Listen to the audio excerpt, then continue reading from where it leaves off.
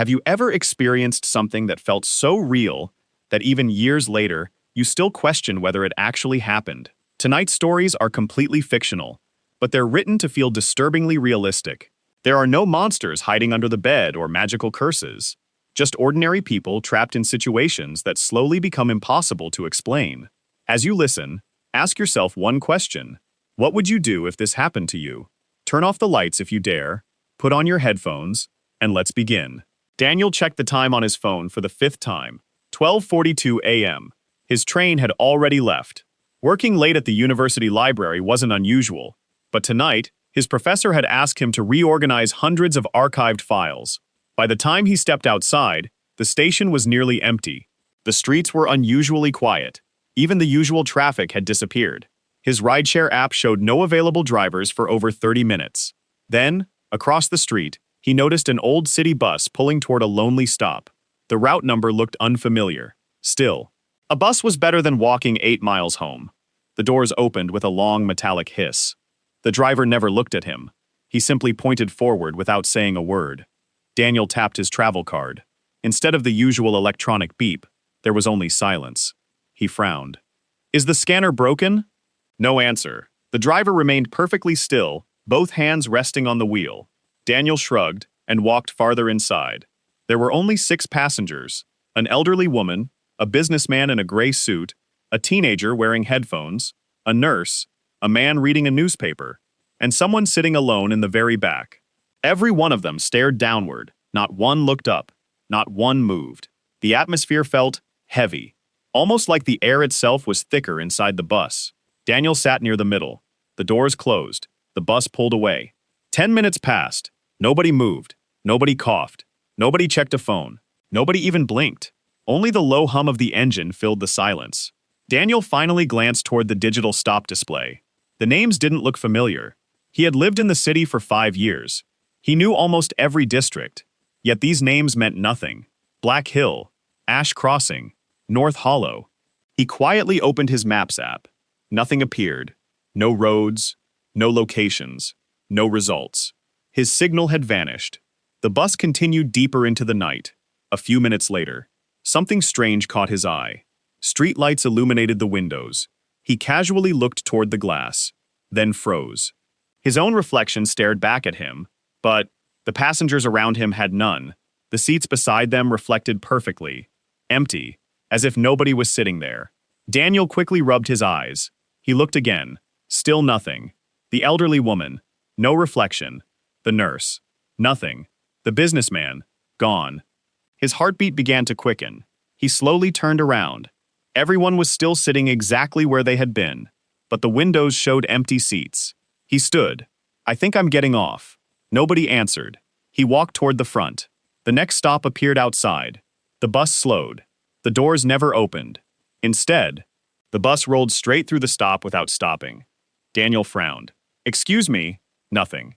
He stepped closer to the driver. "Can you let me off?" The driver didn't react. Daniel reached toward his shoulder. The driver suddenly spoke. His voice sounded dry, almost like someone who hadn't spoken for years. "You boarded the wrong route." Daniel laughed nervously. "What does that even mean?" The driver slowly turned his head. His pale eyes met Daniel's. "There are no return trips." Daniel stumbled backward. For the first time, the passengers all lifted their heads together, every single one. Their faces looked completely normal, except for one detail: their eyes.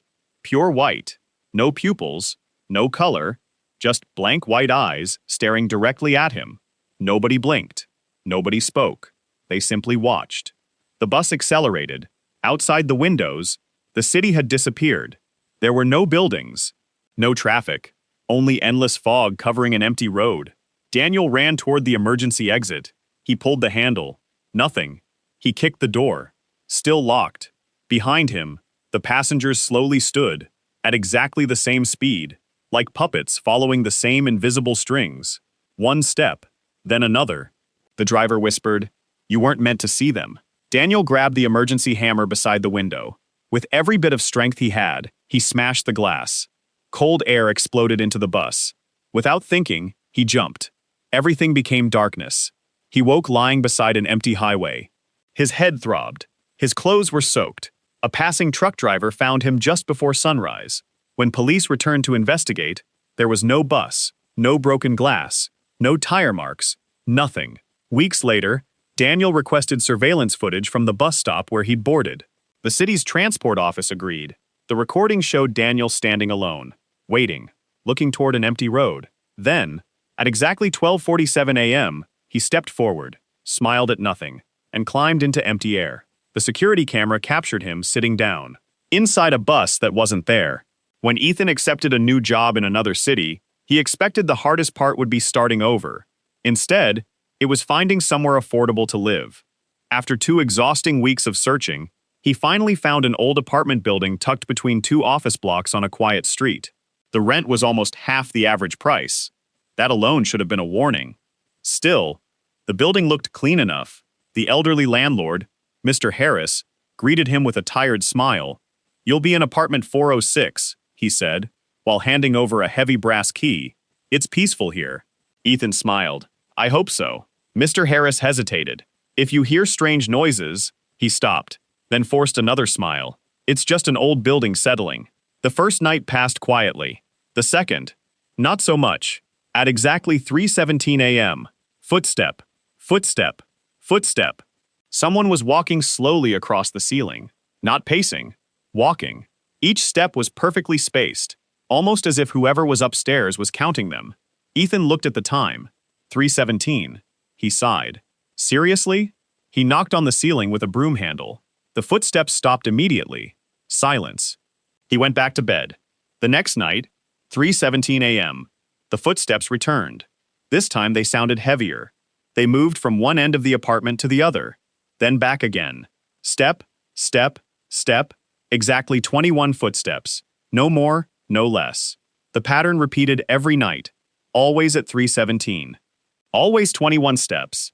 After a week, Ethan visited the landlord. "Could you ask the people upstairs to keep it down?" Mr. Harris looked confused. "Upstairs?" "Apartment 407. The old man's face slowly lost its color. "There hasn't been anyone living in 407 for almost 12 years. Ethan laughed. "Come on, I'm serious. The apartment is locked. No one has the key." That night, the footsteps began again. But this time, there was something else. A soft, dragging sound, as if something heavy was being pulled across the floor. Then, a single knock, from directly above his bed. Knock. Ethan didn't sleep. The next morning, he spoke to another tenant, an elderly woman watering flowers in the hallway. "Excuse me, do you know anything about apartment 407? She froze. "You should leave." "What? Don't ask about that apartment." She hurried away without another word. Curiosity became obsession. Ethan bought a small security camera and pointed it toward his apartment door. "If someone's coming upstairs every night, I'll catch them." The next morning, he reviewed the footage. Nothing happened until 3:16 a.m. The hallway lights flickered. Static covered the screen. Then, for exactly 3 seconds, a figure appeared outside apartment 407. Tall, completely still, its face hidden. At 3:17, the footsteps began. When the footage cleared again, the hallway was empty. No one entered. No one left. Ethan couldn't stop thinking about it. One evening, he noticed an old maintenance hatch at the end of the corridor. The lock had rusted away years earlier. Inside was a narrow passage running behind the apartments. Dust covered every surface. Cobwebs hung from broken pipes. Using his phone as a flashlight, he followed the corridor. Eventually, he found a small ventilation grate. A faded metal plate read 407. He carefully peered inside. The apartment was completely dark. Old furniture lay covered beneath white sheets. Everything was coated in years of dust. It looked abandoned, until one rocking chair slowly began moving by itself. Forward, backward, forward, backward. No wind, no sound, just the slow creaking of old wood. Ethan held his breath. Then, he heard footsteps. Not inside the apartment, behind him, inside the maintenance tunnel. Step, step, step. Someone was walking toward him, slowly. The flashlight trembled in his hand. Hello? No answer. The footsteps continued. Closer, closer, closer. He turned the flashlight toward the darkness. Nothing. The tunnel was empty. The footsteps stopped. He looked back through the vent. The rocking chair had stopped moving. But now, Someone was standing beside it. Watching him, the figure didn't have a face, only darkness where its features should have been. Ethan stumbled backward. His elbow struck a loose pipe. The loud metallic clang echoed through the tunnel. The figure inside apartment 407 tilted its head. Then, it smiled. Not with a mouth. With something that slowly opened across its face. Ethan ran. He barely remembered reaching his own apartment. He slammed the door and locked every bolt. His breathing wouldn't slow. Then, knock. Knock. Knock. Someone knocked gently on his front door. He looked through the peephole. No one. Another knock. This time, from inside the apartment, behind him, he spun around. Nothing. The living room was empty. Then the bathroom door creaked open by itself. Inside, the mirror reflected the hallway behind him. Except, there was someone standing there. A man, wearing Ethan's clothes, looking exactly like him. The reflection smiled. Ethan didn't. The smiling figure raised one hand, slowly, inviting him closer. Ethan shut his eyes and stumbled backwards until he reached the front door. He unlocked it and sprinted down the stairs without looking back. The next morning, he returned with the landlord and 2 police officers. Apartment 406 was exactly as he'd left it, but apartment 407 was sealed shut with heavy chains. The officers cut them away and forced the door open. Inside, the apartment was completely empty. No furniture, no rocking chair, no footprints, nothing except thick dust covering the floor. One officer frowned. No one's been in here for years. As they turned to leave, Ethan looked back one last time. Written in the dust, as though traced by an invisible finger, were 6 chilling words. You came upstairs. Now I come down. Ethan packed his belongings that afternoon. He never returned. Months later, another tenant moved into apartment 406. On his very first night, at exactly 3:17 a.m., someone began taking 21 slow footsteps across the ceiling. Liam had spent 6 years cleaning audio for podcasts, documentaries, and independent filmmakers. It wasn't exciting work. Most days consisted of removing background noise, balancing voices, and fixing recordings ruined by traffic, wind, or bad microphones. He worked alone from his small apartment. Silence had become part of his routine. Then one rainy Thursday evening, an email arrived from an unknown sender. There was no subject line, no message, just a single attachment. Voice.final.wave. Liam assumed it was another client, who had forgotten to include instructions. He downloaded the file. The recording lasted exactly 18 minutes and 44 seconds. When he pressed play, there was almost nothing. Only a faint layer of static. He increased the volume. Still nothing. He loaded the file into his editing software and began amplifying the quieter frequencies. Slowly, a whisper emerged from the noise. So quiet, it was almost impossible to hear. Can you hear me? Liam smiled. Interesting. He zoomed into the waveform and continued restoring the audio. Another whisper appeared, closer. Then another. Don't stop listening. His curiosity grew. Whoever had made this recording had hidden the voices beneath layers of static with incredible precision. It was unlike anything he'd ever heard. Outside, rain battered the windows. Lightning flashed across the room. Liam slipped on his studio headphones and continued working. The whispers became clearer. Fragments of sentences appeared. Behind. Window. Almost. He frowned. The words didn't make sense. Then, the next whisper made his blood run cold. It spoke his full name, perfectly. Liam Carter. He froze. Nobody had ever mentioned his name in the recording before. He rewound it, played it again. The voice repeated it. Liam Carter. His apartment suddenly felt much smaller. Trying to convince himself it was coincidence, Liam continued cleaning the audio. The next sentence emerged. The lights will flicker. Now. At that exact moment, every light in the apartment blinked once. Darkness. Then back again. Liam slowly removed one ear cup from his headphones. Silence. Only rain. He laughed nervously. Old wiring. Nothing more. He kept editing. Another hidden sentence appeared. Your phone will ring in 5 seconds. Liam stared at his desk. 5, 4, 3, 2, 1. His mobile phone vibrated. The screen displayed unknown number. He didn't answer. The call stopped after 3 rings. His hands were shaking now. He should have deleted the recording. Instead, His curiosity won. He continued restoring the file. The static grew quieter. The whispers became clearer. Don't answer unknown calls. Keep listening. You're almost finished. Liam noticed something strange. The waveform was changing. On its own. Tiny sections of audio appeared, where there had previously been silence, as though the recording were rewriting itself. He zoomed in. New words slowly formed. You're reading this. His breathing became uneven. Midnight arrived. Rain continued hammering against the windows. The apartment building had become completely silent. No neighbors, no footsteps, nothing. Liam pressed play again. The whisper sounded closer now, almost inside the headphones. Stand up. He didn't move. Stand up, Liam. He ripped off the headphones. Silence. Then, from somewhere inside the room, the same whisper continued. Good. Liam turned slowly. Nobody. The recording was no longer playing.